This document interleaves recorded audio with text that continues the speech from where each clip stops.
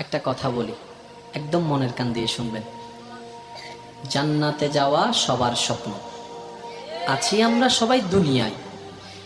ঠান্ডা মাথায় ভেবে দেখলে দেখবেন এই দুনিয়া এবং জান্নাতের মাঝখানে কিন্তু দুইটা স্টেশন আছে, একটার নাম কবর, একটার নাম হাসর। কবরটা কিরকম? আমাদের দুশমনরা না, আপন জনেরাই কিন্তু খনন করবে, আপন জনেরাই কিন্তু লাশটা রাখবে, আবার আপন জনেরাই কিন্তু ওই দেহটার উপরে বাঁশ বিছিয়ে মাটি চাপা দিবে, চতুর্দিক থেকে অন্ধকার করে ফেলবে। মনে রাখবেন, কবর আলোকিত হয় ঈমানের আলোয়, সুবহানাল্লাহ। আর হাসর আলোকিত হবে আল্লাহর রহমতের সাথে আপনার আমলের আলোয়, সুবহানাল্লাহ। হাসর আলোকিত হবে আমলের গুণে, কবর আলোকিত হবে ঈমানের গুণে।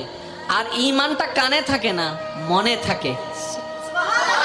তাহলে সেই মনটাকে যদি আপনি পরিষ্কার করে ফেলতে পারেন, হ্যাঁ সত্য, এটা একদিনে হয় না, এটা এক সপ্তাহে হয় না, এটা এক মাসে হয় না, এটা এক বছরে হয় না। এটা হচ্ছে বান্দা চেষ্টা করতেই থাকবে, হিংসা থেকে যেন সে নিজেকে বাঁচাই রাখতে পারে। মন চাচ্ছে অন্যের বদনাম করতে, সে জিহ্বাকে কামড় দিয়ে রাখবে। দুনিয়া উল্টায় যাক, আমি বদনাম করব না, আমি বদনাম করব না, আমি বদনাম করব না। মন বলছে তাকে মেরে ফাটাই ফেল রাগের কারণে।